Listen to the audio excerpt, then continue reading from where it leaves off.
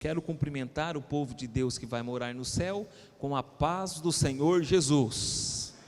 Vamos receber a palavra de Deus em nosso coração. Segundo livro dos Reis, capítulo 6, verso 8 a seguir. Diz assim o precioso texto da palavra do Senhor. Estou lendo na Nova Versão Transformadora. Então nós vamos ler um pouquinho, tá? A palavra de Deus.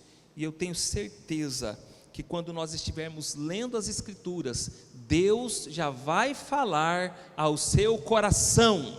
Quando o rei da Síria estava em guerra contra Israel, consultava seus oficiais e dizia: posicionaremos nossas tropas em tal lugar. De imediato, o homem de Deus advertia o rei de Israel. O homem de Deus aqui é Eliseu, tá bom? Profeta Eliseu: não se aproxime de tal lugar, pois os sírios planejam posicionar suas tropas ali. E o rei de Israel mandava um aviso para o lugar, indicado pelo homem de Deus. Várias vezes ele advertiu o rei de que ficasse alerta naqueles lugares. Furioso com essa situação, o rei sírio reuniu seus oficiais e perguntou: qual de vocês anda informando o rei de Israel sobre os meus planos? Ó, meu senhor o rei, não somos nós, respondeu um dos oficiais. Eliseu, o profeta de Israel, revela ao rei de Israel até as palavras que o Senhor diz em seus aposentos. O rei ordenou: vão e descubram onde ele está, para que eu mande capturá-lo. Então lhe informaram: Eliseu está em Dotã. Assim, certa noite, o rei da Síria mandou um grande exército com muitos carros de guerra e cavalos para cercar a cidade. Na manhã seguinte, o servo do homem de Deus se levantou bem cedo. Ao sair, viu que havia soldados, cavalos e carros de guerra por toda parte. Ai, meu senhor, o que faremos agora? Exclamou o servo. Não tenha medo, disse Eliseu, pois do nosso lado há muito mais do que do lado deles.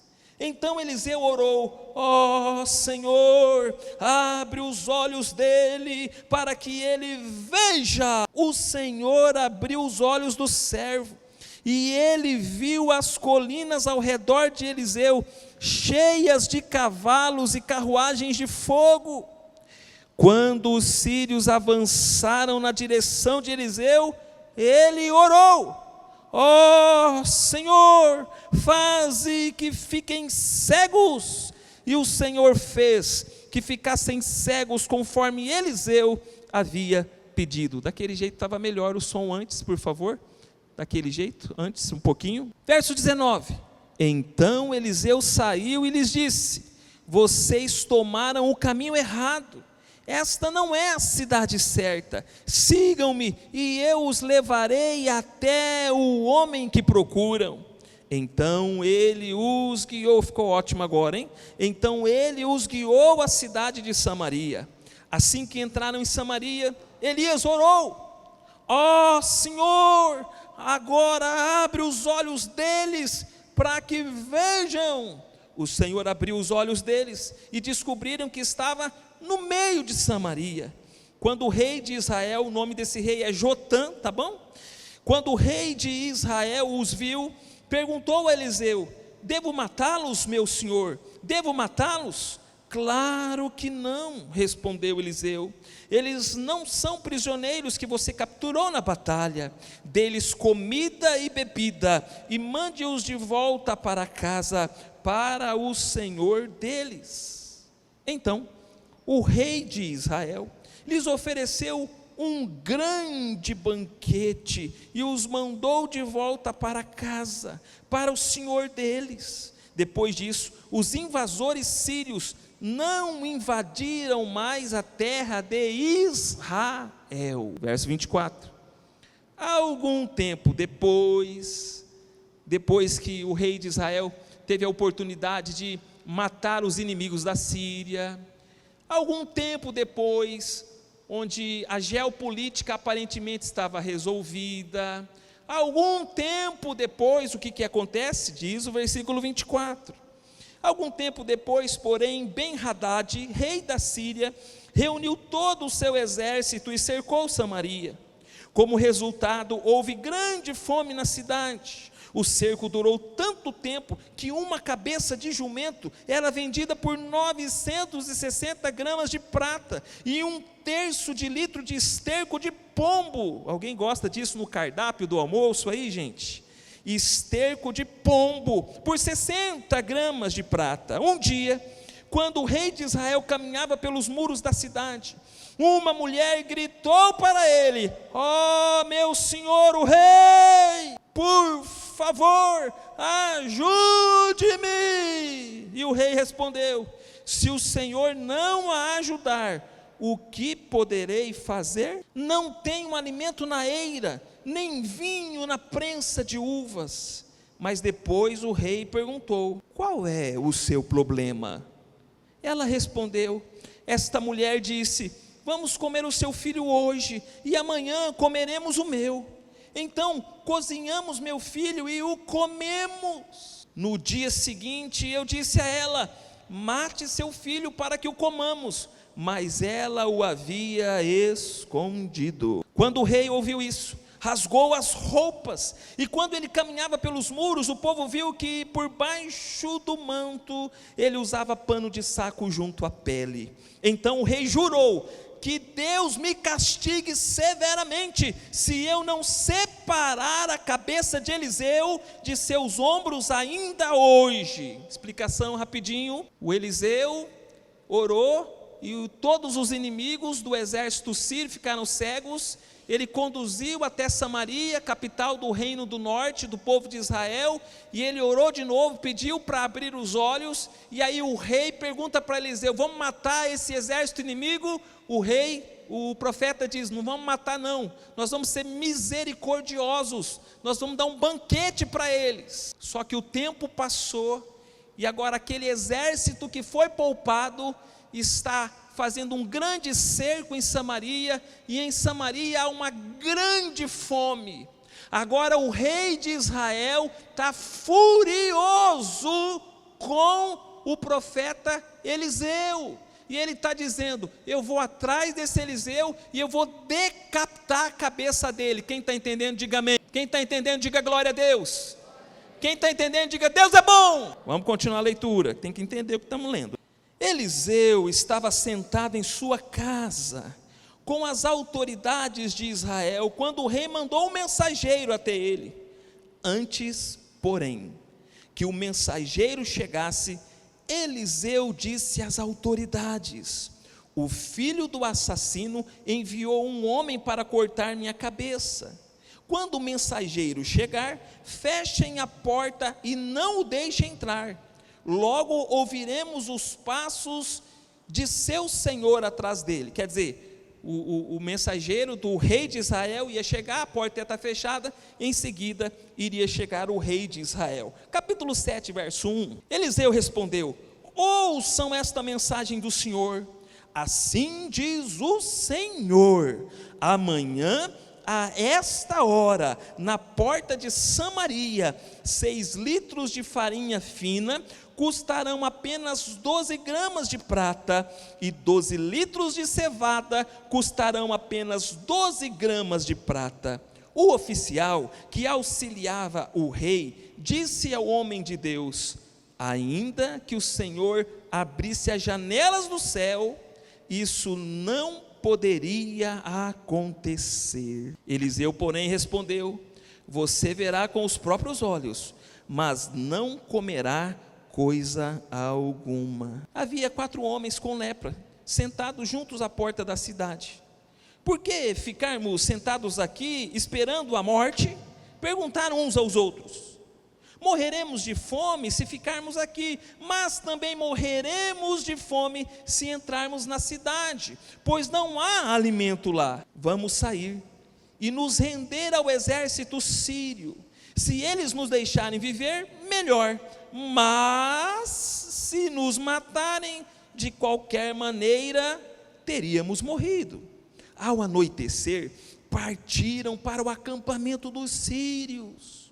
Quando chegaram às extremidades do acampamento, viram que não havia ninguém ali, pois o Senhor havia feito o exército sírio ouvir o ruído de carros de guerra, e o galope de cavalos, e os sons de um grande exército que se aproximava.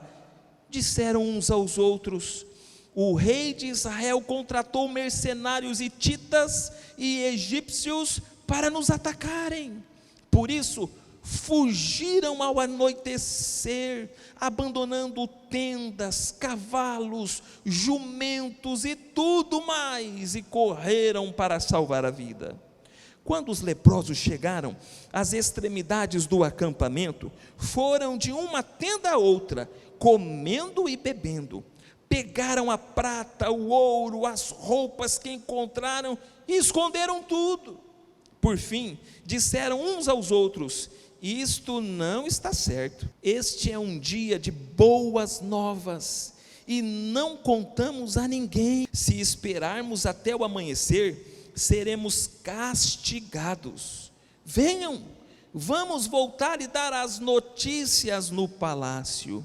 Então voltaram à cidade e relataram aos guardas do portão o que havia acontecido.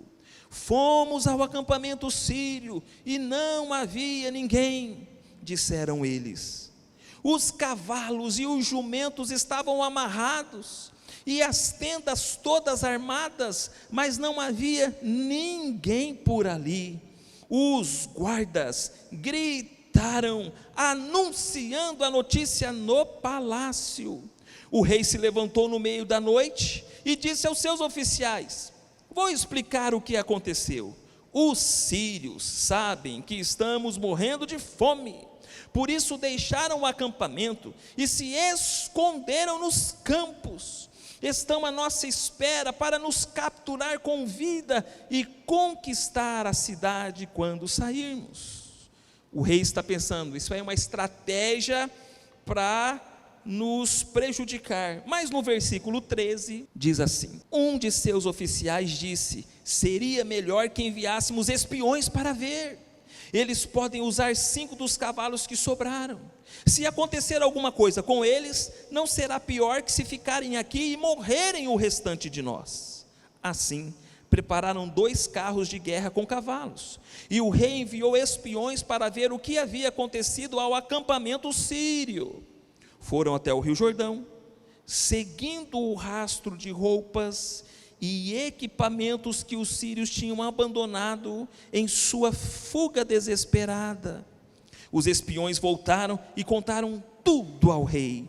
Então o povo correu e saqueou o acampamento sírio. E de fato, naquele dia, 6 litros de farinha fina foram vendidos por apenas 12 gramas de prata, e 12 litros de cevada também foram vendidos por apenas 12 gramas de prata, como o Senhor tinha dito. O rei colocou o oficial que o auxiliava para controlar o movimento à porta da cidade, mas ele foi derrubado, pisoteado e morto quando a multidão correu para fora. Tudo aconteceu, portanto, conforme o homem de Deus tinha dito quando o rei foi à sua casa. O homem de Deus tinha dito ao rei: amanhã, a esta hora, na porta de Samaria, 6 litros de farinha fina custarão apenas 12 gramas de prata, e 12 litros de cevada também custarão apenas 12 gramas de prata. O oficial do rei havia respondido: ainda que o Senhor abrisse as janelas do céu, isso não poderia acontecer. E o homem de Deus tinha dito: você verá com os próprios olhos, mas não comerá coisa alguma.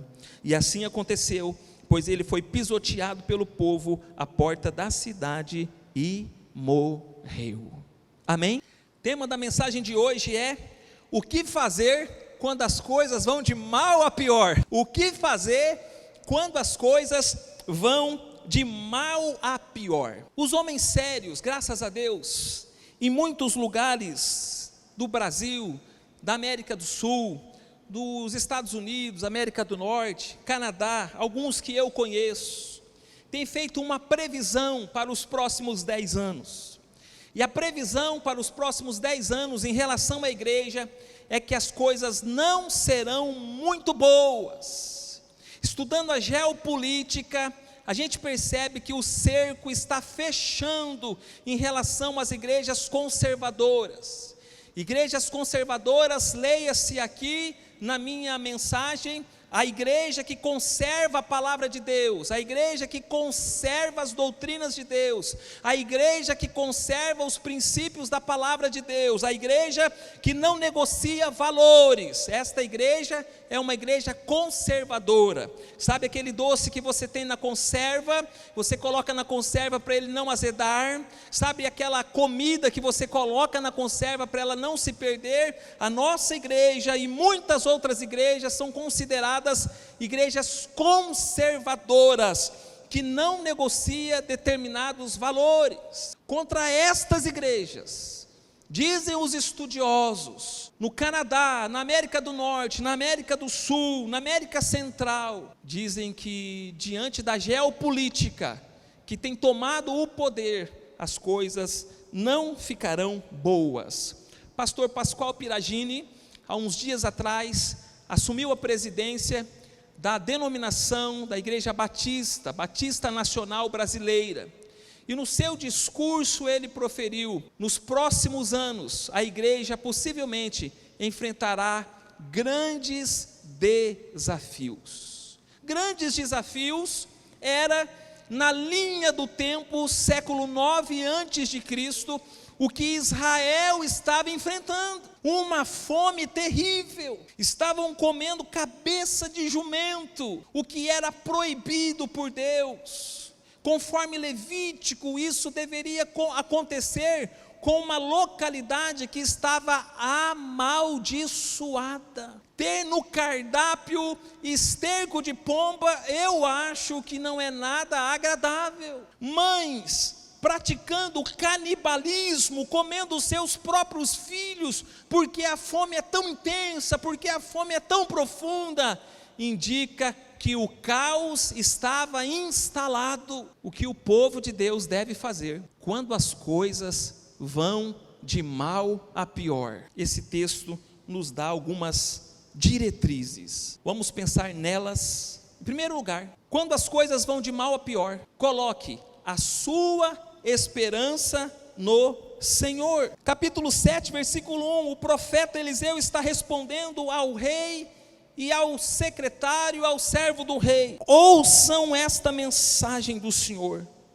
Assim diz o Senhor: amanhã, a esta hora, na porta de Samaria, 6 litros de farinha fina custarão apenas 12 gramas de prata, e 12 litros de cevada também custarão apenas 12 gramas de prata. Não havia previsão de melhora, não tinha perspectiva de que a comida ia chegar. Eles estavam cercados, e já fazia muito tempo.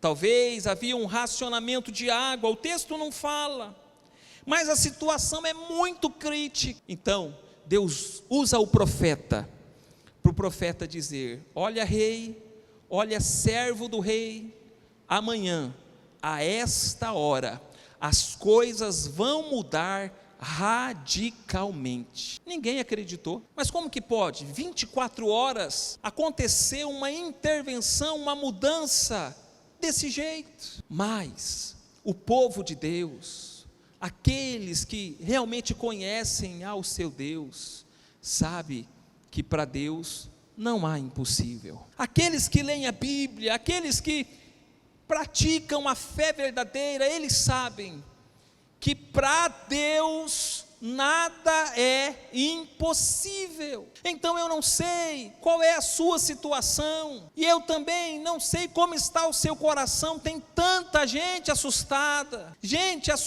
com as novas tecnologias, com a inteligência artificial, tantos vídeos divulgados, e a coisa está indo assim mesmo, numa velocidade muito rápida. Mas meus irmãos, a nossa esperança deve estar no Senhor. O Senhor vai cuidar de nós. Então não fique preso a estas informações, não fique escravizado por estas notícias. Olhe para o seu Senhor, confie no seu Senhor, coloque a sua esperança no Senhor, porque o Deus que cuidava do povo de Israel lá no Antigo Testamento é o Deus que cuida da igreja dele agora no século 21. Vamos olhar para o Senhor. O profeta diz: vai ser amanhã, não é hoje, é amanhã. Então significa que você tem que esperar chegar até amanhã. Esperança. A gente espera, a gente acredita, a gente confia que as coisas vão melhorar. As coisas vão melhorar. Agora, é lógico que nós somos inteligentes, né, irmãos? Nós sabemos, conforme aprendemos na escola bíblica dominical desta manhã, que queda e redenção caminham juntas. Nós sabemos que neste mundo, os efeitos do pecado, eles nos machucam. Os efeitos do pecado traz prejuízos para os nossos relacionamentos, para os nossos negócios, para a igreja do Senhor, para as famílias. Mas, irmãos, nós temos um Deus em quem nós confiamos. Nós temos um Deus todo-poderoso, um Deus que pode todas as coisas, e é nesse Deus que deve estar a nossa esperança. Coloque a sua esperança no Senhor. Amém? Segundo princípio desse texto: quando as coisas vão de mal a pior, coloque sua esperança no Senhor. Segundo princípio desse texto: quando as coisas vão de mal a pior, lute contra a incredulidade. Lute contra a incredulidade. Versículo 2: o oficial que auxiliava o rei disse ao homem de Deus: ainda que o Senhor abrisse as janelas do céu, isso não poderia acontecer. Você está entendendo? O profeta, o homem de Deus, disse: amanhã, daqui 24 horas, vai acontecer uma transformação. O auxiliar do rei disse: ainda que Deus abrisse as janelas dos céus, mesma expressão que aparece lá em Malaquias capítulo 3, verso 10, expressão para quem é ofertante, para quem é dizimista. Ainda que o Senhor abrisse as janelas dos céus, isso não poderia acontecer. E o servo de Deus responde para ele. Eliseu, porém, respondeu: você verá com os próprios olhos, mas não comerá coisa alguma. O que está acontecendo aqui? Você está falando em nome de Deus, mas eu duvideodó que isso vai acontecer. Isso que você está falando é impossível acontecer. O que tem no coração desse homem? Tem uma incredulidade. Gente que não acredita na palavra de Deus, gente que não acredita no mover de Deus, no agir de Deus, na ação de Deus, na intervenção de Deus. A situação de fato era deplorável em Israel, mas há alguma coisa difícil para Deus? Agora, o ponto aqui qual é? O ponto é que a resposta do profeta Eliseu é que aquele auxiliar do rei, ele vai enxergar as bênçãos de Deus chegando, mas ele não vai participar das bênçãos de Deus que estarão disponíveis daqui a pouco, 24 horas depois. Esse é o problema da incredulidade. A incredulidade, ela não permite que nós desfrutemos de algumas bênçãos maravilhosas de Deus. Gente, você lembra do Titanic, o Titanic, aquele navio suntuoso, e alguém proferiu o seguinte: esse navio, ele está tão bem arquitetado, que nem Deus pode afundá-lo. O que aconteceu com o Titanic? Gente com o coração incrédulo não recebe as bênçãos de Deus. Quando a gente olha para a palavra do Senhor, e a gente leu isso no projeto Lendo a Bíblia Toda essa semana, que o povo de Deus, naquele deserto, mesmo desfrutando de codornizes, mesmo desfrutando de água vinda da rocha, o povo murmurava demais contra Moisés e naturalmente contra Deus. E até o grande líder Moisés e Arão, ao receberem a palavra de Deus, Moisés e Arão vão e toquem na rocha. O apóstolo Paulo explica em Coríntios que aquela rocha é Cristo, representava Cristo, que derramaria águas vivas sobre todos aqueles que têm sede. E então agora, Moisés e Arão, eles vão até aquela rocha, mas eles não tocam na rocha, eles ferem a rocha. Mas Deus não disse que era para ferir a rocha, não disse que era para bater com força, com raiva, com ira, não, era para tocar na rocha, e ao tocar na rocha, Deus faria água brotar, e é muita água, hein? Era água para alimentar, para saciar 3 milhões de pessoas. Não pensa que é aquela biquinha que você vê na estrada, que alguém coloca lá um cano, e aí vem aquela água natural, aquela água gostosa, aquela água fresca. Não era essa biquinha. O Senhor fez sair muita água, para saciar a sede de 3 milhões de pessoas. Mas o coração de Moisés e de Arão naquele momento estava incrédulo. E aí o Senhor vem e disciplina. O que o Senhor diz? Você lembra? Vocês dois não vão mais levar o meu povo até a terra prometida. E tem mais, vocês também não entrarão na terra prometida. A incredulidade faz com que nós percamos as bênçãos do Senhor. Estou pregando para a gente aqui, que talvez perdeu um ente querido na pandemia, e você fechou o coração para Deus, e você disse: Deus, estou triste com o Senhor não poderia ter feito isso comigo.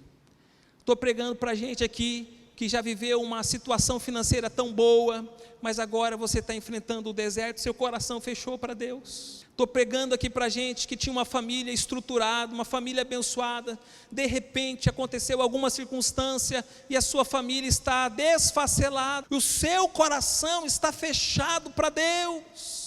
Você não consegue mais acreditar nas promessas de Deus, você não consegue acreditar no agir de Deus, você não consegue acreditar na graça e na misericórdia de Deus. Nesta noite eu oro ao Senhor para que o seu coração seja renovado, para que o seu coração seja aberto, e que você volte a confiar na palavra de Deus, volte a confiar nas promessas de Deus, volte a confiar nos mandamentos de Deus, volte a confiar na Bíblia, a revelação maravilhosa de Deus para as nossas vidas. O que fazer quando as coisas vão de mal a pior? Em primeiro lugar, coloque a sua confiança no Senhor. Em segundo lugar, lute contra a incredulidade. Diga comigo assim: incredulidade, está muito fraco, incredulidade, sai da minha vida. De novo, incredulidade, sai da minha vida. Isso, expulsa essa incredulidade. Terceiro lugar, quando as coisas vão de mal a pior, acredite na providência divina.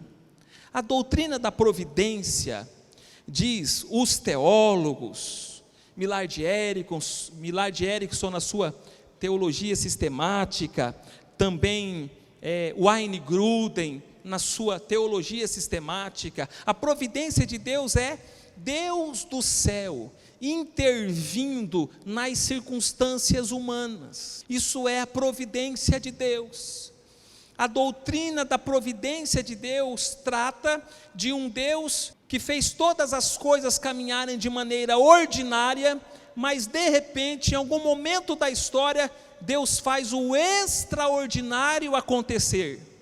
Está entendendo? Vamos olhar para o texto. Vamos voltar para o capítulo 6. Capítulo 6, versos 8 a 12 diz assim: Quando o rei da Síria estava em guerra contra Israel, consultava seus oficiais e dizia: posicionaremos nossas tropas em tal lugar.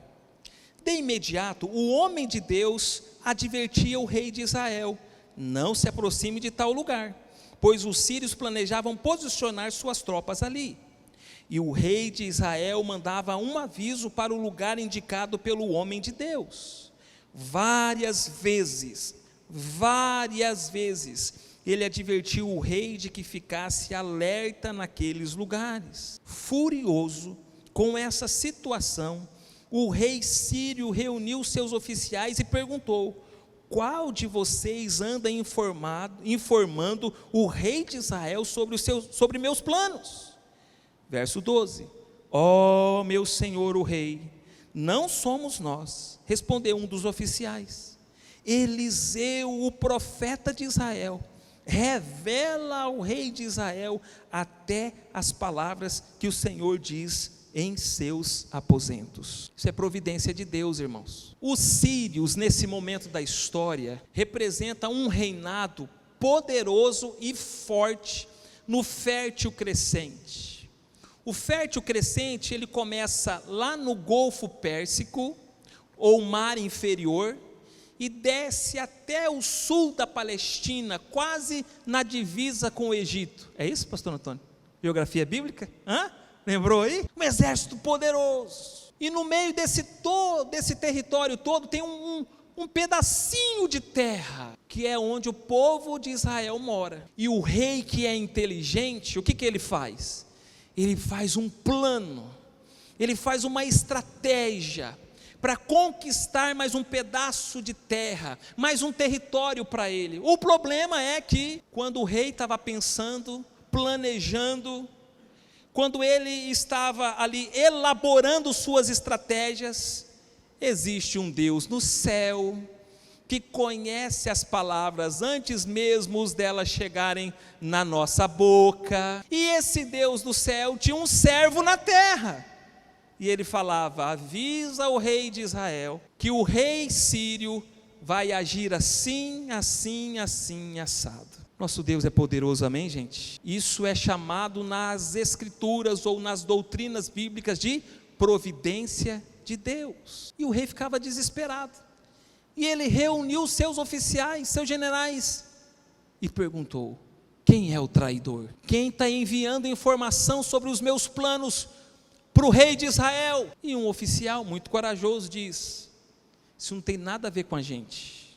Tem um tal de Eliseu lá, profeta de Israel, Deus fala com ele, e até mesmo os pensamentos que o Senhor tem lá no quarto secreto do Senhor, ele sabe. Que Deus poderoso, amor, irmãos. Esse é o Deus da providência. Vamos olhar para o texto para ver uma outra providência divina. Capítulo 7 agora, versículos 5 e 7. Ao anoitecer, partiram para o acampamento dos sírios. Quando chegaram às extremidades do acampamento, viram que não havia ninguém ali, pois o Senhor, o que o Senhor fez? Olha só, olha a providência divina.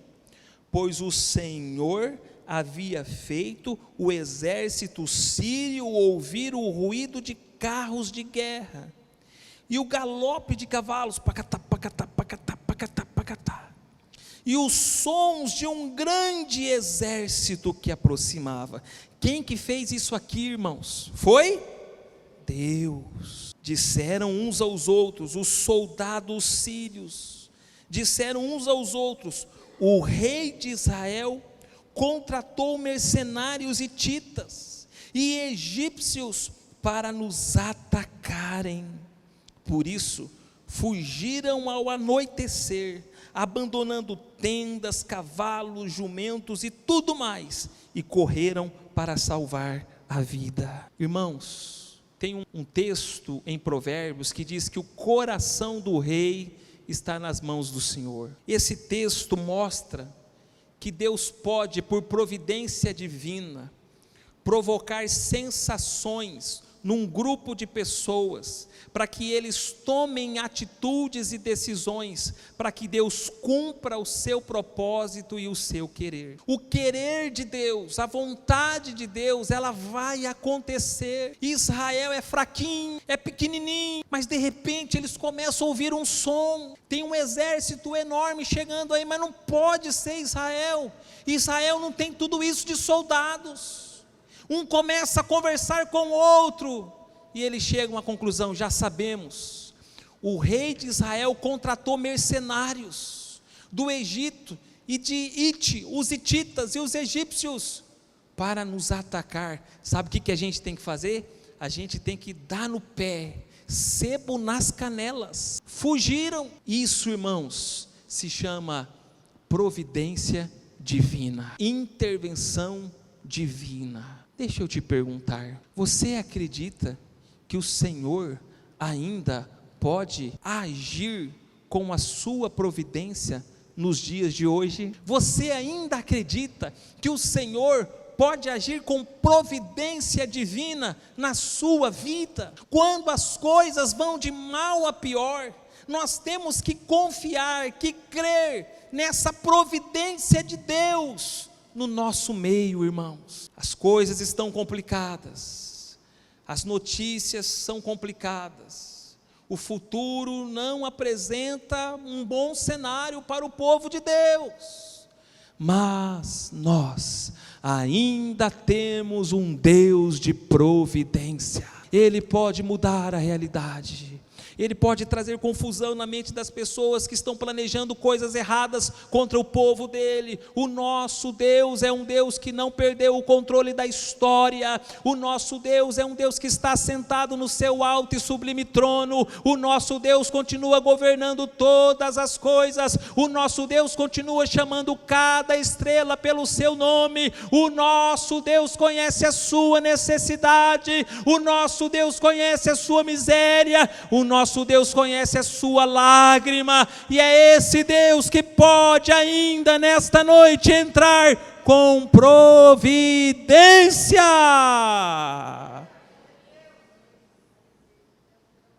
O que fazer quando as coisas vão de mal a pior? Em primeiro lugar, nós devemos colocar a nossa esperança no Senhor. Em segundo lugar, nós precisamos lutar contra a incredulidade. Em terceiro lugar, nós precisamos acreditar na providência divina. E em último lugar, nós precisamos, como igreja do Senhor, como povo de Deus, como servo do Senhor, anunciar as boas notícias. Capítulo 7, verso de número 3. Olha só que linda essa história. Havia 4 homens com lepra sentados junto à porta da cidade. Olha que legal. Esses leprosos não podiam ficar dentro de Samaria. E a palavra hebraica aqui para leprosos não indica somente uma lepra, que já era uma coisa horrível, mas a palavra hebraica, ela indica muitas outras doenças que estavam presentes no corpo desse quarteto fantástico aqui. Por causa disso, por causa dessa doença contaminosa, eles não podiam ficar dentro de Samaria. Os muros fechados, os portões fechados, e onde eles estavam? Do lado de fora do muro. Gente que ninguém acreditava, gente que não podia se relacionar com ninguém, gente marginalizada, gente esquecida, gente que se chegar a morte tem que atingir primeiro vocês. Gente assim é gente que Deus usa para transmitir as boas novas. Gente que ninguém acredita, gente que diz, esses aí não vão dar nada na vida. Deus usa essas pessoas para a glória e louvor do nome dele, aleluia. Você não fala amém? Você não dá glória a Deus? Essa história dos 4 leprosos é a sua história, é a minha história, porque um dia a lepra do pecado pegou a gente, e ninguém acreditava na gente, mas Deus acreditou em nós, que enviou Jesus Cristo, para nos libertar da lepra do pecado, e agora, por causa de Jesus, no poder do Espírito Santo, Ele usa até eu, e usa você também. Vamos para o texto. Quarteto fantástico, olhando um para o outro, disseram assim, por que ficarmos sentados aqui, esperando a morte? Perguntaram uns aos outros, morreremos de fome se ficarmos aqui, mas também morreremos de fome se entrarmos na cidade, pois não há alimento lá. Vamos sair e nos render ao exército sírio. Se eles nos deixarem viver, melhor, mas se nos matarem, de qualquer maneira teríamos morrido. Gente que pensa, né? Vamos conversar aqui, nesse conselho de 4 pessoas, o que nós vamos fazer? Nós vamos ficar esperando a morte chegar aqui? Não, vamos tomar uma atitude. Pessoal, na vida, Deus age com a sua providência. Na vida, Deus age de maneira sobrenatural, mas tem coisa que você tem que ter uma atitude, tem coisa que você precisa ter iniciativa, tem coisa que você precisa falar para você mesmo: não vamos continuar nessa situação, vamos fazer alguma coisa. Como que é aquele ditado que diz, ficar no barranco esperando a morte chegar? Como que é aquele ditado? Ficar encostado no barranco para a morte chegar? Como que? Não tem um ditado assim? Vamos ficar escorado no barranco? Uma coisa assim, não lembro direito. Ok, verso 8. Quando os leprosos chegaram à extremidade do acampamento, foram de uma tenda a outra, comendo e bebendo. Pegaram prata, o ouro, as roupas que encontraram e esconderam tudo. Os mais miseráveis, os mais favelados, aqueles que estavam passando fome. Deus gracioso! Agora, comida, bebida, agora, dinheiro no bolso, ouro, prata, Deus que cuida, aleluia. Por fim, disseram uns aos outros: isto não está certo, este é um dia de boas notícias, e não contamos a ninguém. Se esperarmos até o amanhecer, seremos castigados. Venham, vamos voltar e dar as notícias no palácio. Que tremendo, meus irmãos. Gente que é abençoada, mas não se torna egoísta. Gente que recebe a generosidade de Deus, mas não quer aquela generosidade só para ela. Depois que a barriga estava cheia, um dos 4 palitando o dente, um falou: isso aqui está muito bom, isso aqui não é só para nós não, tem tanta coisa boa aqui. Vamos voltar lá a Samaria, vamos voltar para o palácio e vamos anunciar as boas notícias. Charles Spurgeon, ele disse assim: anunciar o evangelho nada mais é do que um mendigo dizendo a outro mendigo onde nós podemos encontrar pão. A igreja é abençoada. Talvez você está com dificuldade financeira, talvez você está enfrentando algum problema em alguma área da sua vida, mas você é abençoado. Amém? A Bíblia diz que não tem mais condenação sobre a sua vida, Romanos 8:1. Então você é abençoado. Nós cantamos aqui: você não é mais criatura, mas você é filho de Deus.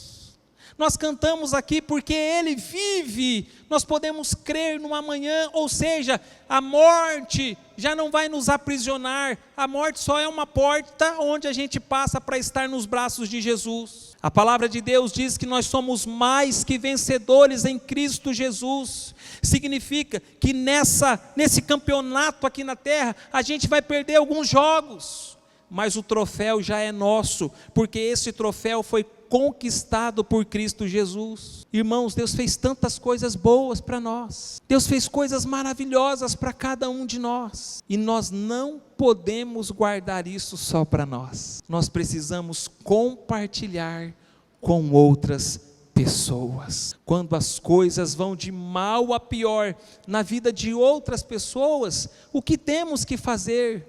Temos que anunciar o que Deus, o que Jesus, o que o Espírito Santo já fez na nossa vida. Talvez você cresceu na igreja e você nunca provou do mundo, graças a Deus por isso. Mas você que já esteve nas garras de Satanás, você que já esteve escravizado pelo mundo, você sabe de maneira muito prática quantas coisas maravilhosas Deus fez na sua vida, amém? Então a gente precisa compartilhar o evangelho, compartilhar os feitos do Senhor, compartilhar a palavra do Senhor.